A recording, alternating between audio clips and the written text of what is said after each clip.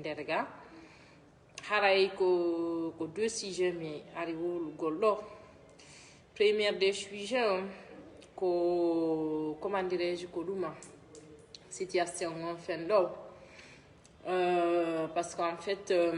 mi wayri moƴƴanon ni moƴƴanon mi ala arde fayda live kelluɗo parce que on tigi no dogude gauche à droite mais comme il m'a dit comme il yeto on film donc en fait j'ai des propositions des filles qui m'ont contacté et ni la wok mi wallu be heba modi donc on tigi hari no occupi seeda mais wallahi no hobbe goddo e mabbe on hay noddi la windani la hande do inni la wo si tayara hawriti mi arata mi wowla 6 makkon ça fait ko landi lan kon fi mudum minni mo am hebalo ni tan ko do wadi donc ko do wadi mi aram ye honno mi wowla fi mudum haray si tayara hawriti hidum intéressé à 100% fi mudum haray la mari juube ido landi be lamfi affaire dewga tawti kala lan amno mi wowli fi goddo go faala do modi mais au final comment dirais-je yimbe be wollindiri mo e goddo on tigi wonali sérieux min ko dum wadi affaire de dewle do c'est franchement c'est très compliqué parce que mi anda si tay don andi jogo mi anno mi explique profil makko seeda do ko debbo tiggido o jomba honno o jomba comment dirais-je que la gene modi makko addimo do o ado tay modi makko ko jokki ko napiji laabudi debbo no tiggi mo jangi alqur'ana mo tiggi mo jangi alqur'ana donc o ado tay modi makko ko jokki ko napiji laabudi tay o falaka honno ukkade ko ukkiwo e mudum gonga ko ina lan ko wono wawi wonde o wonda yon gorko don hanko gayna mais au final ko bay ton hala gorko on ko jokka ko laabi wo o safe na andi ko gonko be ina ta kon sitara hawriti goddo si dabbay no resisira yo dabbo ko resisira aduna e lahara donc dabbo ko resisira aduna wo dabbita kadi ko resisira lahara wo donc yo dabbo didi kala hobbe non hobbe meden no do be innay be safe be waday comme si be wuri be mayata be wuri po ma be mayata alors que he ko video buudi din den fop den faala digo ko do wadi kala no innaade bimbi kala dawaya hada ba golle dabba ko no hebira mais au final si tayara hawriti ko buri mo ude dabbo di mo laabi donc haray on don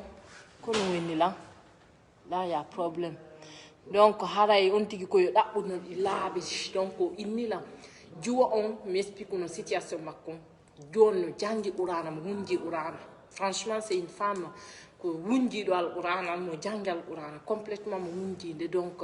puis ko juwo hay mo nan a ko si nani mo wola ko wulowo Allah andi ko video na ngari jombete na honno comment dirais-je ko gandal jugo façon jugon to jombete goddo ko goddo ko sa rabbay goddo tabbo goddo mo tawata harasa jombi mo o hebani ma bibbe gorkon yehi gollugol ardi taway ko debbo on no banni bibbe be nge alqur'ana no fontani be no jannude bibbe mum ben hono pay ko alqur'an donc sa hebi debbo sifa on non ko sifa be rewbe non bete ko aduna do ko piiji din foko matériel mais ko plutôt ko nene bibbe maabe ko bendi wada dabbude tawata ko hara honno sa dabbe ay safe dabbu nene bibbe be tawata ko he wallahi billahi éducation honno pay ko la plupart éducation pay ko debbo en inay go ni o en golla on né en Europe on né en 21e siècle tout ça mais c'est tay debbo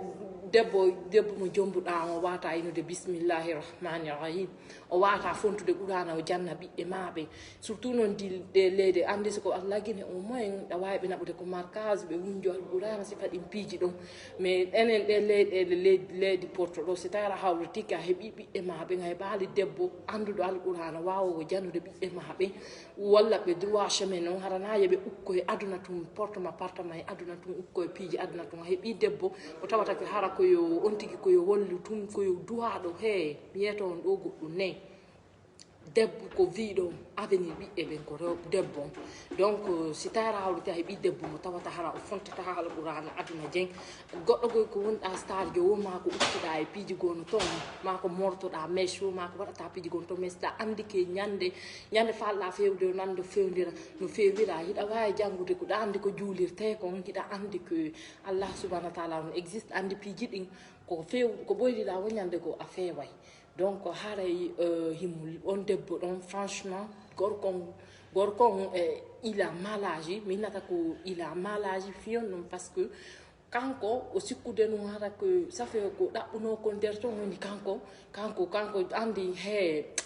mes frères wallahi billahi goɗɗo heɓatagoy fof hara no woni ok sita faala debbo dewgal andara tatawa ça fait he debbo ko ya andu prioritaire ji maɗi a yiyata debbo tun tawata hara ɗa faalamo e dewgal hara ko yo debbo on yo timminɗi fof majji c'est à dire woɓɓe nen hara debbo no laaɓa hara debbo no jangi debbo no waɗi wattitiri ni so a fotti e debbo mo janga annasara e alyahuda wonko ɓe innata kon mais hara on tigi no hino jangi alqur'ana no jangi alqur'ana no andi ko qur'anare nde ɗum annoto ko wallahi ɗum alhamdulillahi koyno alhamdulillahi donc debbo nawande ma o mutake